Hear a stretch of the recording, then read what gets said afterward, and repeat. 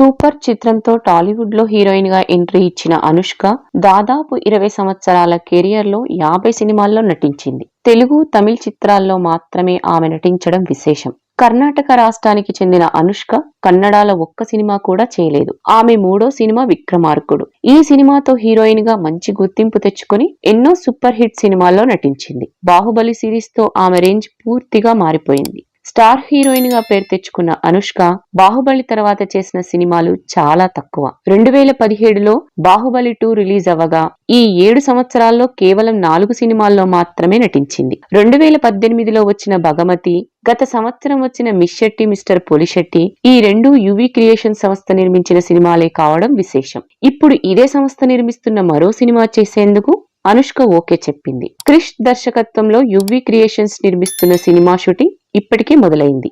Andhra Orissa border లో ఈ cinema కొంత భాగం షూట్ చేశారని తెలుస్తోంది. తనకు జరిగిన అన్యాయాన్ని ఎదిరించి పోరాడే అమ్మాయిగా ఈ సినిమాలో అనుష్క కనిపిస్తుందట. హైదరాబాద్ లో వేసిన ప్రత్యేకమైన సెట్ లో ప్రస్తుతం ఈ సినిమా షూటింగ్ జరుగుతోందని సమాచారం. ఈ సినిమాకి శీలవతి అనే టైటిల్ ను పరిశీలిస్తున్నారని తెలుస్తోంది. వేదం తర్వాత అనుష్క క్రిష్ కాంబినేషన్ లో ఈ సినిమా రూపొందుతోంది. శరవేగంగా షూటింగ్ పూర్తి చేసి ఈ ఏడాది సినిమాను రిలీజ్ చేయాలని ప్లాన్ చేశారు. తెలుగు, తమిళ్, మలయాళ, కన్నడ భాషల్లో ఈ సినిమా రిలీజ్ అవుతుంది. ఈ సినిమాకి సంబంధించిన అనౌన్స్మెంట్ గానీ, షూటింగ్ అప్డేట్స్ గానీ ఇప్పటి వరకు చిత్ర యూనిట్ ప్రకటించలేదు. అయినా ఈ సినిమా షూటింగ్ కి సంబంధించిన ఫోటోలు వైరల్ గా మారాయి. ఒడిశాలోని ఒక మహిళ జీవితంలో జరిగిన యథార్థ ఘటనల ఆధారంగా ఈ సినిమా రూపొందుతోంది. కీరవాణి ఈ చిత్రానికి సంగీతాన్ని అందిస్తున్నారు.